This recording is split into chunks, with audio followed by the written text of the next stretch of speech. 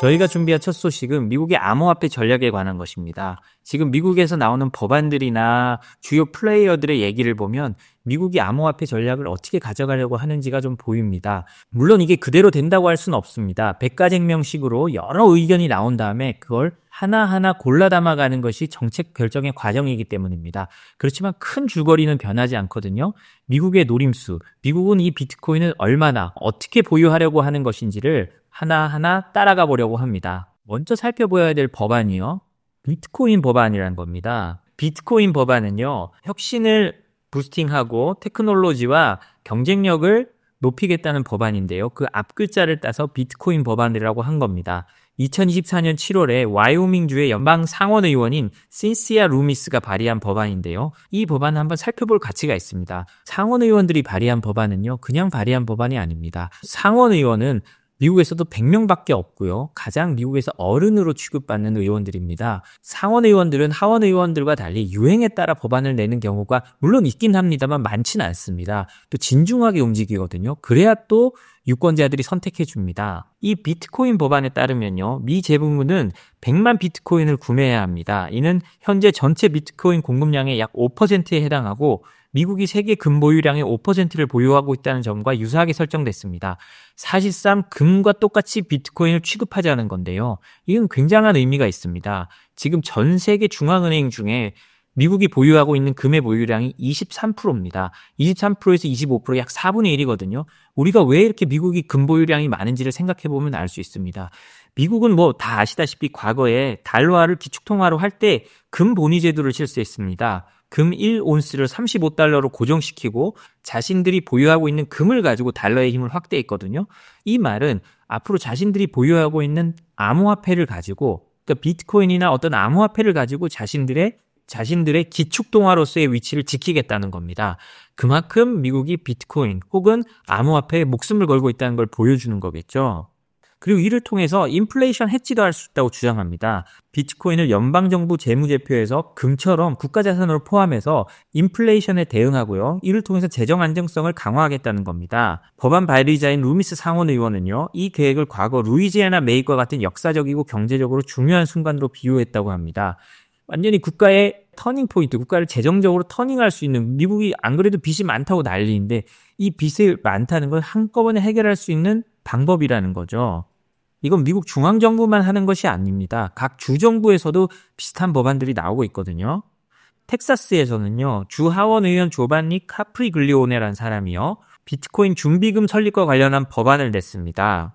텍사스 주민들이 세금을 암호화폐로 납부하고요, 암호화폐 기부를 받을 수 있도록 제한한 겁니다. 그리고 모든 암호화폐는 비트코인으로 교환될 수 있도록 했는데요. 이를 통해 텍사스 주가 비트코인을 저장해야 한다는 겁니다. 텍사스는 낮은 전기요금과 다양한 혜택으로 비트코인 채굴자들에게 매력적인 장소로 알려져 있거든요. 그러니까 텍사스를 비트코인의 성지로 만들겠다라는 게 텍사스주 이 하원의원의 생각입니다. 오하이오 주에서는요, 데릭 메린 주 하원의원이요, 또 비슷한 법을 발의했습니다. 오하이오주 재무부가 비트코인 기금을 설립하고 비트코인에 투자할 수 있도록 제안한 건데요. 이 법안은 2025년에도 추가로 더 논의될 예정입니다. 펜실베이니아에서는요, 비트코인 권리 법안이라는 게 나왔는데요. 주에서 일반 기금을 만들고 그 기금의 10%는 비트코인에 투자하도록 한 겁니다. 이렇게 된다면 약 10억 달러가 비트코인 구매에 사용될 수 있다고 하거든요. 그러니까 미국에서는 연방정부뿐만 아니라 주정부까지 나서서 비트코인을 구매하고 이걸 통해서 재정을 안정화시켜야 된다고 주장하고 있는 것이죠. 이렇게 되면 어떻게 되느냐? 뭐 당연합니다. 연방정부에서는 그 법안이 통과되지 않더라도 각 주정부 차원에서만이라도 각각의 법률이 통과된다고 하면 비트코인의 공식적인 지위는 상당히 상승하게 됩니다. 이제 그냥 단순히 이 코인으로 놀리는 게 아니고요, 정말 금덩어리가 되는 겁니다. 금과 같은 위치에서 금과 같은 지위를 유지하면서 준비자산이 될 수 있는 거죠. 당연히 비트코인에 대한 가치는 올라갈 가능성이 높습니다. 문제는 하나가 있습니다. 달러의 신뢰도가 하락할 수 있다는 건데요. 그렇지만 이 또한 미국 정부는 피해 나갈 수 있는 방법이 여러 가지가 있습니다. 우리가 늘 말하지만 미국 채권에 연동된 스테이블 코인 등을 발급하면서요, 이를 통해서 미국 달러, 그다음 미국 채권에 대한 수요를 늘릴 수 있거든요. 그래서 전문가들은 이 달러의 신뢰도가 약화되지 않을 거라는 전문가들도 있습니다. 물론 이 법안이 통과될지는 지켜봐야 합니다. 그러나 이런 법안이 연방정부고 주정부 차원에서 계속 나오고 있다는 건 언젠가는 이 법안이 통과될 가능성이 높다는 겁니다. 우리나라도 탄핵으로 여야 대결이 강하지만 미국은 사실 한국보다 더 갈라진 사회입니다. 단순히 여야가 싸우는 것이 아니고요. 그러니까 생활 패턴 가지고도 여야가 달라집니다. 인사 방식도 정당에 따라 다릅니다. 민주당 지지자들은요, 크리스마스 때 해피 홀리데이라는 표현을 쓰고요. 공화당 지지자는 메리 크리스마스라는 표현을 쓰기도 합니다. 트럼프 대통령은 그래서 일부러 메리 크리스마스라는 표현을 쓰거든요. 메리 크리스마스가 종교적인 의미를 담았다고 해서 민주당 지지자들은 쓰지 않는 건데요. 이처럼 미국은 정당에 대한 지지 성향이 행동 방식까지 결정하는 나라입니다. 때문에 쉽게 법안이 통과될 거라고 생각할 수 없지만요. 이렇게 여러 법안들이 나오다 보면 그 방향으로 시간이 걸려도 나아가게 되어 있습니다. 그렇기 때문에 우리가 이렇게 미국의 법안 발의 상황이나 비트코인을 어떻게 하는지에 대해서 충분히 관심을 기울여야 합니다. 반면에요, 트럼프 대통령은 아예 극단적으로 반대의 모습을 보이는데요. 코인 마약 거래, 그러니까 암호화폐로 마약 같은 걸 거래할 수 있는 사이트를 만든 이 운영자를 트럼프 대통령이 사면해줬습니다. 이건 아예 정말 아까 말했던 남아공이나 사우디와는 완전히 반대되는 모습인데요. 트럼프 대통령은요, 지난 21일에요, 다크웹에서 불법 온라인 마켓 사이트를 운영한 혐의로 징역형을 받은 로스 울브리히트라는 사람을 사면했다고 합니다. 이 로스 울브리히트는 굉장히 유명한 사람이라고 하는데요. 2011년부터 2013년까지 다크웹에서 실크로드란 이름의 온라인 마켓을 운영했고요. 실크로드는 당시에 혁신적으로 비트코인을 지불 수단으로 받아들여가지고요. 이 비트코인으로 거래할 수 있는 세계 최초의 온라인 거래 사이트였다고 합니다.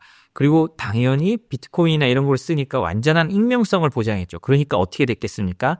다 자금 세탁이랑 마약 거래 중개 사이트로 엄청 커진 겁니다. 당연히 미 연방수사국 FBI 등 사법기관들의 단속으로 차단됐고요. 울브리히트는 그때 검거됩니다. 그리고 2015년 무기징역 2회, 그러니까 미국은 이렇게 징역을 쌓아가거든요. 한국은 한 번에 하지만 미국은 2죄에 얼마, 2죄에 얼마, 2죄에 얼마, 2죄에 얼마 해서 막 수백 년짜리 판결이 나오기도 합니다. 그래서 울브리히트는요, 당시에 징역 40년을 선고받고 지금까지 복역하고 있었거든요.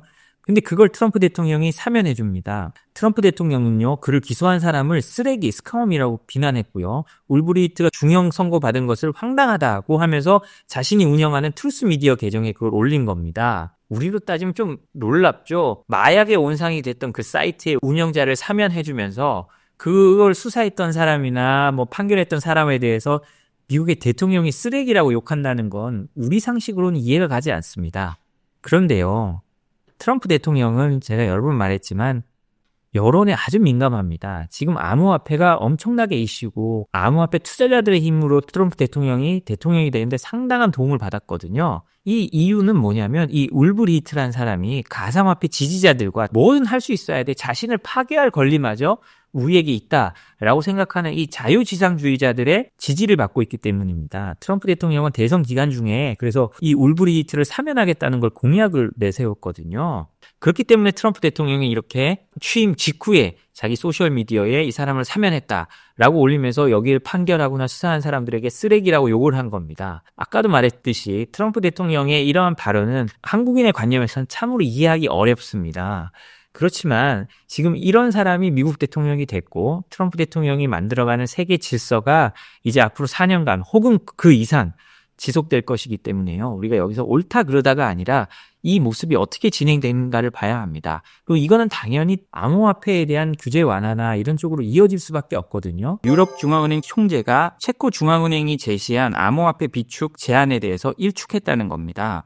유럽 중앙은행 라가르드 총재는요, 체크 중앙은행의 비트코인 외환 보유고에 포함하는 제한을 일축했다고 합니다. 라가르드는요, 중앙은행의 외환 보유고는 유동성과 안정성이 보장되어야 한다며 암호화폐는 이에 적합하지 않다고 강조했다고 하는데요. 이게 어떻게 시작됐냐면요, 체코 중앙은행의 미흘 총재가요, 외환 보유고를 다각화할 방안을 검토하면서 비트코인 편입 방안을 간접적으로 언급했다고 합니다. 그러나 라가르드 총재는 미흘과 대화를 나눈 후에요, 중앙은행 외환보유고는 유동성이 높고 안전해야 한다는 점을 재확인하면서 암호화폐는 적절하지 않다고 강조했다고 합니다. 그 라가르드 총재 발언 외에도요, 폴란드 중앙은행은 암호화폐를 극도로 위험한 자산군이라고 평가하면서요, 보유 계획이 없다고 밝혔고 루마니아 중앙은행도 유사한 입장을 표명했습니다. 얼마 전에 저희가 소개시켜 드렸지만 중국 중앙은행도 일단 겉으로는 암호화폐의 위험성을 강조하고 이를 통제해야 된다고 말을 했는데요. 사실 트럼프 행정부를 제외하고는 다른 모든 국가에서는 암호화폐에 대해서 상당히 신중한 접근을 하고 있습니다. 암호화폐를 육성해야 된다, 암호화폐를 전략자산으로 보유해야 한다는 주장이 각국에서 나오곤 있지만 아직은 다수를 점하고 있지는 못합니다. 미국도 트럼프의 공화당 그리고 트럼프 대통령과 트럼프 대통령이 소유한 사업체들이 직접 암호화폐 사업을 하면서 이 부분이 각광을 받고 있는 것이지 뭐 바이든 행정부나 이런 곳에서는 암호화폐를 억누르라고 했잖아요. 이거는 일장일단이 있기 때문입니다. 그런데 사실 이 미국만 살짝 예외고 다른 나라들은 여전히 신중한 모습을 보이고 있다는 거죠. 이번 논란은요, 암호화폐가 공식적인 준비자산으로 인정받을 수 있는가에 대한 국가와 중앙은행 간의 견해 차이를 보여줍니다. 유럽 중앙은행과 대부분의 중앙은행은요, 비트코인을 높은 변동성과 투기적 성격을 이유로 거부하고 있지만 트럼프 행정부 등 일부 정부 트럼프 행정부 등 일부 중남미의 엘살바도르 같은 나라겠죠. 일부 정부에서는 암호화폐를 국가자산으로 활용할 가능성을 열어두고 있습니다. 그 유럽을 중심으로 한 암호화폐 신중파와 미국을 중심으로 한 적극파 간의 암호화폐 제도적 채택 여부를 둘러싼 논쟁은 앞으로 계속될 것으로 보이는데요. 이탈리아 재무장관의 발언을 하나 소개시켜 드리겠습니다. 이탈리아 재무장관이요, 유럽엔 관세보다 달러 연동 스테이블 코인이 더 큰 위협이라고 말을 했다고 합니다. 전 세계가 관세 때문에 난리인데 이 재무장관은 아니다, 관세보다 더 위협적인 게 달러 연동 스테이블 코인이다 라고 말하는 건데요. 왜 그런지 한번 살펴보겠습니다. 잔카를로 조르제티 이탈리아 재무장관은요, 지난 15일 밀라노에서 열린 자산관리 행사에서요, 요즘은 무역 관세의 영향에 대한 관심이 높아지고 있지만 더 위험한 것은 미국의 암호화폐, 특히 달러화 표시 스테이블 코인이라고 말을 했습니다. 그는 미국의 스테이블 코인 확산은 단순한 기술 변화가 아니라요, 유럽의 금융 구조 자체를 흔들 수 있는 요인이라고 평가했다는데요. 특히 스테이블 코인이 미국 은행 계좌 없이도 누구나 활용 가능한 글로벌 결제 수단이 되면서 유럽 시민들 사이에서도 대체 통화로 자리 잡을 수 있다고 경고한 겁니다.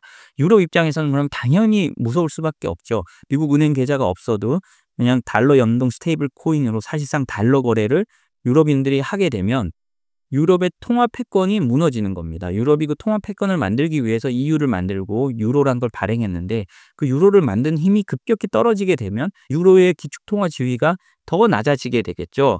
그러면 유럽 입장에서는 곤혹스러울 수밖에 없는 겁니다. 그래서 조르제티 장관은요, 통화가 불안정한 경제권의 시민들에게는 매력적일 것이라는 점을 쉽게 예상할 수 있지만 유로존 시민들에게도 그 매력을 과소평가해서는 안 된다라고 했습니다. 사실 뭐 아르헨티나나 이런 통화가 불안정한 경제권에서는 만약에 이런 스테이블 코인이 나오면요, 달러로 자신들의 급여를 바꾼다거나 이렇게 할 가능성이 굉장히 높아지겠죠. 트럼프 대통령도 이 점을 노렸는지 트럼프 가족들이요, USD1이라는 스테이블 코인을 발행하려고 하고 있잖아요. 그래서 이런 점은 트럼프 행정부의 규제 완화에 맞춰서 이루어지고 있지만 결과적으로 금융 패권이 더욱더 미국에 강화되는 모습을 보여줄 수 있습니다. 그런데요, 저는 이게 과연 이대로 될까라는 점은 좀 의문을 가지고 있습니다. 왜냐하면 이렇게 되면 미국 달러 채권에 대한 수요는 늘어나고 달러화에 대한 수요는 늘어나겠지만 반대로 미국이 달러를 가지고 전 세계로 규율하는 제재나 이런 벌 주는 세계를 움직이는 이런 힘은 미국 정부의 힘은 오히려 줄어들 수 있거든요. 제 생각에는 지금은 민간을 위주로 해서 이런 게 생기지만 결국은 어떤 형식으로든지 미국 중앙정부가 규율할 수 있게 되는 방식으로 변화해 갈 가능성이 크다고 생각합니다.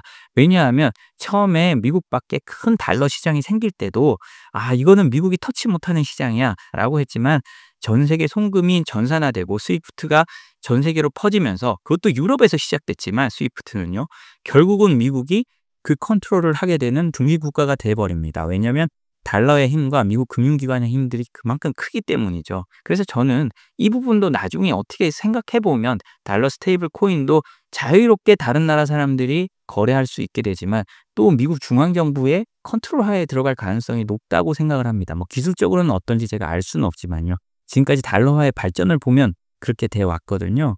그래서 오히려 이런 건 금방 이탈리아의 재무장관이 말했듯이 유럽에 더 큰 위협이 될 겁니다. 유로의 통화 가치를 떨어뜨리고 유로의 그 기축통화 지위를 더욱 좀먹는 상황이 될 수 있기 때문에 그렇습니다. 그리고 이렇게 되면 한국 원화나 뭐 엔화나 더 큰 영향을 받을 수 있겠죠. 특히 한국 사람들은 뭐 원화보다는 또 지금 안 그래도 서학개미들이 많은데 달러 스테이블 코인에 투자한다든지 하면서 이렇게 통화를 분산시키려는 게 있으면 원화 가치가 좀 더 낮아질 수 있는 그런 가능성도 있다고 생각합니다. 트럼프 대통령과 둘러싼 한국에서는 용인되기 정말 어려운 특히 코인과 관련된 얘기를 한번 해보려고 합니다.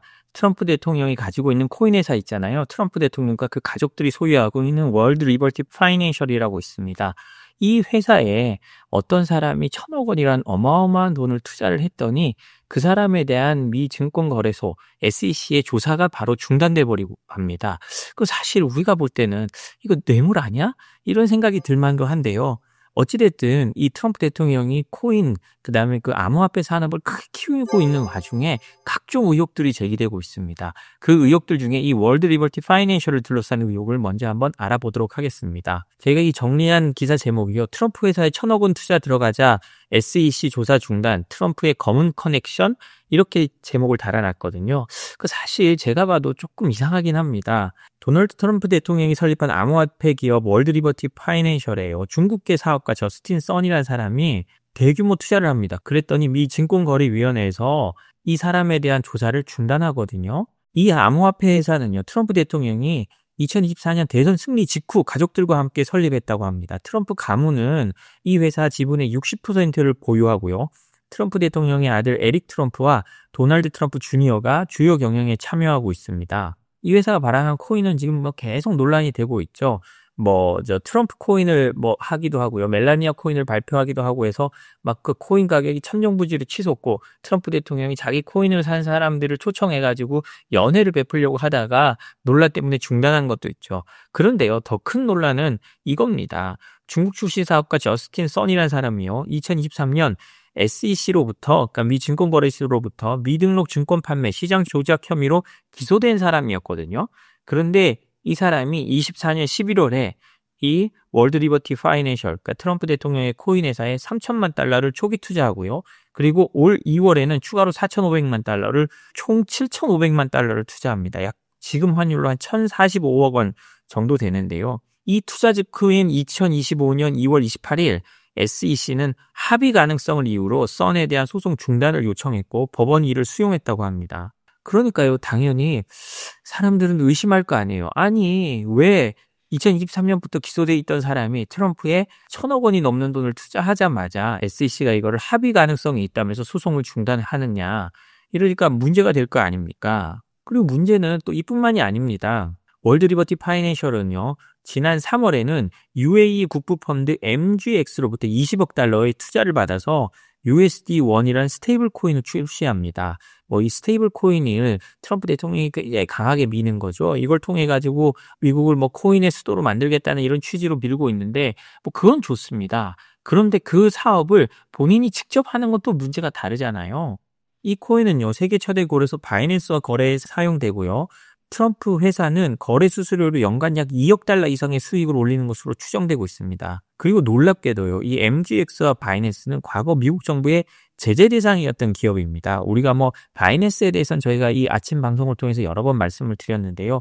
미국에서 무려 40억 달러가 넘는 어마어마한 거의 6조 원에 가까운 어마어마한 벌금을 자금 세탁이나 이런 것 때문에 부과받았었죠. 그런데 이런 회사를 통해서 트럼프 코인이 유통되고 트럼프 회사가 또 한때 제재를 받았던 UAE 국부펀드에서 또 투자를 받는 겁니다. 그러니까 당연히 이해 충돌 의혹이 나타날 수밖에 없죠. 트럼프 대통령을 비판하는 쪽에서는 아무리 해도 이건 너무한 거 아니냐. 너는 대통령이고 너의 가족들은 대통령의 가족들인데 어떻게 물론 지금은 제재 대상이 아니라고 해도 자금 세탁으로 그렇게 거액의 벌금을 부과받고 과거 미국의 제재 대상이 되는 기업으로부터 투자받아서 활동을 할 수 있느냐라고 비판을 할 수 있는 겁니다. 그래서 미국 민주당 소속 의원들은요. 지난 16일에 재무부와 SEC에 이 월드 리버티 파이낸셜에 대한 조사를 공식 요청했습니다. 주요 쟁점은 다음과 같은데요.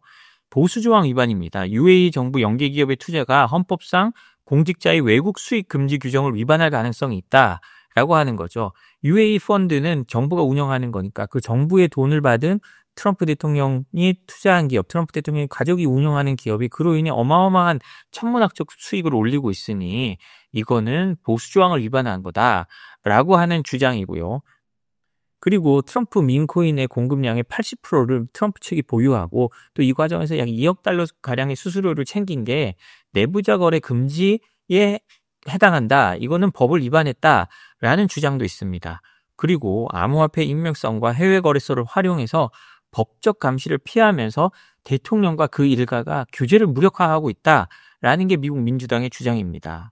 당연합니다. 이런 논란은요, 정말 한국이었으면 난리가 났을 건데요. 그래도 미국이니까 이 정도로 넘어가는 것 같습니다. 이 논란은 정치 권력과 암호화폐 자본의 결합이 초래할 수 있는 정말 시스템적 위험성을 그대로 보여주고 있거든요.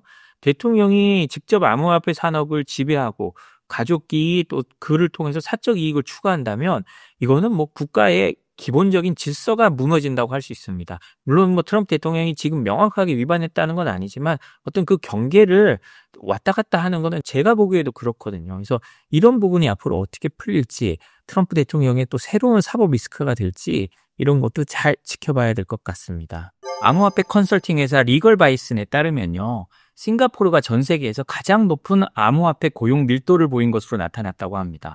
이 암호화폐 고용 밀도라는 건요, 뭐 특별한 게 아닙니다. 인구 100만 명당 암호화폐 관련 일자리 수가 몇 개인지를 측정했다는 건데요. 싱가포르 경우에는요, 인구 100만 명당 68.68개의 일자리로 1위를 차지했다고 합니다. 이는 다른 나라 2등을 차지한 룩셈부르크의 거의 2배에 가깝거든요. 룩셈부르크는 37.82개라고 합니다. 그러니까 거의 2배의 일자리를 싱가포르에서 창출하고 있는 겁니다. 싱가포르가요, 규제나 이런 신산업에 굉장히 선진적이고 공무원들이 적극적으로 움직이면서 이렇게 금융과 관련된 혹은 뭐 새로운 산업의 일자리가 확 늘어날 수 있는 기반을 가진 거거든요. 이런 모습은 참 저희가 부러운 모습입니다. 우리는 주저하고 세계가 어떻게 될지를 지켜보는 사이에 싱가포르 같은 뭐 아시아의 금융중심지, 뭐 사실 싱가포르는 뭐 아시아만의 금융중심지는 아니죠. 이런 데서 먼저 움직여서 일자리를 선점하고 있다는 건데요. 물론 뭐 우리라는 상황은 다릅니다. 우리는 제조업 중심 국가고 뭐 또 우리는 인구 5천만 명의 큰 국가다 보니까 도시국가인 싱가포르가 다르지만요. 어찌됐든 이런 싱가포르 같은 데가 먼저 움직이면서 일자리를 창출하고 있다는 겁니다. 금방 말씀드렸듯이요, 유럽의 금융중심지인 룩셈부르크가요 37.82개로 2위에 올랐습니다. 리걸바이스는요, 싱가포르는 명확한 규제 체계와 지속적인 혁신 축으로 주요 암호화폐 기업을 끌어들이고 있다라고 평가하면서요, 2024년 2분기 기준으로만 10억 달러 규모의 암호화폐가 결제 처리됐다고 밝혔습니다. 그리고 룩셈부르크는 우리가 모두 알 수 있듯이 유럽의 금융중심지고요, 비스탬프, 빗플라이어 등 주요 암호화폐 기업들이 여기에 룩셈부르크에 있다고 합니다. 그리고 룩셈부르크는 세계 2위의 투자펀드 허브라는 점에서 암호화폐 인재 수요가 지속적으로 발생하고 있다고 하는데요. 3위는요, 우리가 예상할 만한 나라입니다. 바로 홍콩입니다. 인구 100만 명당 28.45개의 일자리를 가지고 있고요.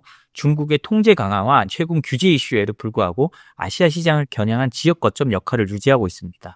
중국은요, 본토 안에서는 가상화폐를 굉장히 억누르고 하고 있지만 그 홍콩을 열어두고 이걸 통해서 가상화폐들을 모으고 가상화폐 관련 정책을 펴고 있거든요. 사실상 중국의 가상화폐 허브가 홍콩이라고 할 수 있는 겁니다. 4위는요, 저희가 또 예상할 만한 곳입니다. 아랍에미리트입니다. 아랍에미리트는 중동의 금융 중심지죠. 두바이를 중심으로 한 핀테크 육성 전략이 암호화폐 산업에도 굉장히 긍정적으로 작용하고 있습니다. 14.74개가 나오고 있고요. 5위도 우리가 예상할 만한 금융중심지입니다. 스위스고요. 인구 100만 명당 9.5개로 나타났습니다. 그 다음에는 아일랜드가 9.29개, 바레인이 8.38개, 네덜란드 6.44개 등으로 나타났는데요. 여기까지를 보면 거의 뭐 금융중심지들이죠. 뭐 미국이 여기 안 들어가는 이유는 제가 생각하기에는요, 미국에는 일자리가 많지만 100만 명당으로 따지면 미국의 인구가 워낙 많기 때문에 가상화폐 산업이 미국의 유의미한 정도의 일자리 창출을 못하기 때문에 여기 안 들어갔다는 거지, 미국의 가상화폐 관련된 일자리가 없다는 건 아닐 겁니다. 근데 여기 리걸바이슨이라는 데서 말하는 걸 우리가 좀 잘 살펴볼 필요가 있는데요. 이 같은 결과를 가지고 어떻게 해석했냐면, 명확한 규제 프레임워크가 암호화폐 일자리 창출에 중요한 영향을 미친다고 분석했다고 합니다. 암호화폐를 어떻게 규제하고 그리고 어떤 시스템에 따라 담을까만으로도 일자리 창출이 되는 게 이 산업이란 말이죠. 그리고 싱가포르, 룩셈부르크, 홍콩 등 상위 국가들은 정부 지원과 기존 금융 인프라를 함께 갖추고 있고, 거기에 대해서 이 규제를 기존 규제와 통합해 나가면서 일자리를 만들고 있다는 겁니다. 그러면서 뭐 지적하기로는요, 이 점점 암호화폐와 기존 금융 같은 게 뭐 융합되고 규제 환경이 복잡해지니까 여기에 대한 전문가들을 길러내는 게 필요하다라고 답을 했다고 하네요. 이번 조사는요, 규제 투명성과 정부의 정책이 암호화폐 산업의 인재 유치와 고용 창출의 핵심적 요소임을 보여줍니다. 싱가포르 사례는요, 명확한 법적 기준과 친시장적 접근이 어떻게 일자리를 창출할 수 있는지 보여주고 있는데요. 물론 우리나라나 다른 국가들의 정책 방향을 어떻게 만들어야 될까에 대한 중요한 참고 자료가 될 것 같습니다. 2025년은요, 미국의 금융 소비자 보호 체계에서 아주 중대한 구조 전환기에 있다고 볼 수 있습니다. 트럼프 대통령 이후에요, 연방 정부는 시장 자율 회복을 기치로요, 금융 환경 규제 완화를 본격화하고 있는데요. 특히 뭐 코인에 대해서 굉장히 규제를 많이 풀고 있죠. 그런데요, 이런 연방 정부 움직임에 대해서요, 민주당이 주도하고 있는 소위 블루 스테이트, 그러니까 민주당이 압도적 우세를 보내는 지역들이 있습니다. 사실 그 대서양, 그다음에 태평양에 있는 그 양대 해안가의 주 정부들은요, 거의 민주당 주거든요. 그 민주당 주의 인구도 많고 그다음에 경제력도 셉니다. 특히 금융 문제에 있어서는 어쩌면 연방 정부보다 뉴욕 주 정부가 더 클 수도 있습니다. 왜냐? 뉴욕에 전 세계적인 금융 회사들이 다 있잖아요. 물론 코인과 관련된 회사는 뭐 뉴욕에 그렇게 많지는 않을 수 있습니다. 그렇지만 어찌 됐든 전 세계 금융 수도는 미국이 아니라 뉴욕입니다. 그렇기 때문에 이런 걸 잘 보셔야 되고요. 그 부분 하나하나 살펴볼 텐데요. 대표적인 사례가 바로 캐피탈원 은행을 둘러싼 사건입니다. 바이든 전 대통령의 임기가 끝나는 2025년 1월에, 그러니까 올 1월이죠. 소비자금융보호국이 캐피탈원 은행이 전국적으로 금리가 상승하는 와중에도 저축예금 이자율을 인위적으로 낮게 유지했다면서 수백만 달러의 부당이익을 챙겼다고 연방법원에 제소를 했는데요. 근데 트럼프 대통령이 취임하자마자 이 해당 소송을 철회해버렸습니다. 그러니까요, 뉴욕주 법무장관이요, 동일한 사안에 대해서 독자적으로 연방법원에 소송을 다시 제기했습니다. 특히 주목할 점은요, 바이든 정부가 캐피탈원을 기소하려 했던 그 근거 그대로 뉴욕이 했다는 겁니다. 그러니까 트럼프 행정부의 말을 듣지 않겠다는 걸 명확히 보여준 거죠. 미국은 연방정부와 주정부가 이중적인 규제 권한을 행사할 수 있는 구조를 갖고 있습니다. 특히 금융 및 소비자 보호 분야에서는 그렇다고 하는데요. 주정부가 독자적 권한으로 민사소송을 제기하고 금융기관을 직접 규제할 수 있다고 합니다. 그러니까 아까 저희가 말씀드린 것처럼 뉴욕이나 캘리포니아 이런 거대한 주들이 하는 게 굉장히 중요합니다. 펜실베니아 주도요, 최근에 유사한 방식으로요, 트럼프 행정부의 이제 소비자 보호 정책 규제 완화에 맞춰가지고요, 직접 제재 절차를 확대 중이라고 합니다. 펜실베니아도요, 대표적인 블루 스테이트 중에 하나거든요. 그러니까 트럼프가 규제를 풀면서 기업에 유리한 방향으로 규제를 풀어나가니까 펜실베니아가 그건 아니다, 우리는 그걸 못 따르겠다라고 하면서 직접 제재를 결정했다는 겁니다. 그리고 트럼프 대통령이 코인에 대한 요즘 규제를 계속 풀고 있잖아요. 그러니까요, 캘리포니아, 코네티컷, 일리노이 등 10개 이상의 민주당 주정부가요, 자체 금융감독기구 및 법무장관 사무소를 통해서 암호화폐 기반 불법 금융에 대한 단속 강화 방침을 공식화했다고 합니다. 이들 주정부는요, 트럼프 취임 직전에 스스로를 트럼프 행정부에 맞서는 첫 번째이자 마지막 방어선이라고 규정하고 연방 규제가 미치지 못하는 영역까지 독자적으로 개입하겠다는 입장을 이미 밝힌 적이 있다고 합니다. 그러니까 트럼프가 하는 것마다 우리는 그렇게 못해, 우리는 그렇게 안 해 하면서 민주당 주정부들이 이렇게 하나의 스크럼을 짜고 트럼프 정부에 대항하기 시작한 거죠. 이로 인해서요, 미국 금융규제 체계는 현재 규제를 줄이는 연방과 규제를 키우는 주정부라는 이중구조로 재편되고 있다고 합니다. 사실 이게 보통 나라 같으면 어마어마하게 혼란스럽고 정치적으로 혼란스러울 텐데 미국은 이걸 굉장히 좀 당연하게 여기는 면이 있습니다. 주는 주정부의 일이 있고 연방정부는 연방정부의 일이 있고 그 속에 또 뭐 문제가 있으면 서로 조정해 가면 되지 않느냐라는 게 이게 미국의 오랜 민주주의 전통이잖아요. 그래서 일단 이렇게 현재는 규제를 완화하는 연방정부와 이를 강화하려는 주정부 사이에 충돌이 일어나고 있는 거죠. 그러다 보니까 이제 이거는 단순히 주정부 중의 충돌만으로 해석할 수 없다는 얘기도 있습니다. 이거는 미국의 금융규제 중심축이 이동하는 걸로 바라봐야 된다라는 얘기도 있는데요. 미국이 연방 중심의 이제 금융규제 체계에서요, 다극적 분권화된 규제 체계로 이행 중이라는 겁니다. 그 단순한 정책 변화가 아니라 정치적 가치 충돌, 지방자치의 자율성 강화, 그리고 디지털 금융 시대의 규제 대응 속도 차이가 복합적으로 작용한 결과라는 게 중론이라는 거죠. 그 결과 연방 규제기관이 손을 놓은 자리를 주정부가 실질적으로 메우는 규제의 권력 이양이 일어나고 있다라는 평가도 있습니다. 이런 구조 변화는요, 금융기관, 핀테크 기업, 암호화폐 거래소, 글로벌 IT 기업 모두에게 중대한 경고가 됩니다. 연방 규제만을 기준으로 법적 리스크를 판단하는 기존 방식은 더 이상 유효하지 않다는 거고요. 앞으로 주정부 차원의 규제 동향, 입법 변화, 법무장관의 소송 전략까지 모니터링하는 체계가 필요하다고 합니다. 이거 참 미국 기업들도 물론 어렵겠지만 미국 전역에 장사하는 외국 기업들은 더더욱 어렵겠죠. 점점 더 컴플라이언스와 이게 고려해야 될 게 늘어가는 겁니다. 여기서 또 그렇게 말합니다. 특히 뉴욕, 캘리포니아 등의 대형주의 입법 흐름은 사실상 준국가 규제에 해당할 수 있을 정도로 영향력이 크기 때문에 기업들은 각 주의 정책 환경에 맞는 맞춤형 컴플라이언스 전략과 리스크 분산 설계가 필수적이라고 합니다. 오늘 저희가 준비한 소식은 여기까지입니다. 저희 소식이 도움이 되셨다면 구독과 좋아요, 알람 설정 부탁드립니다. 감사합니다.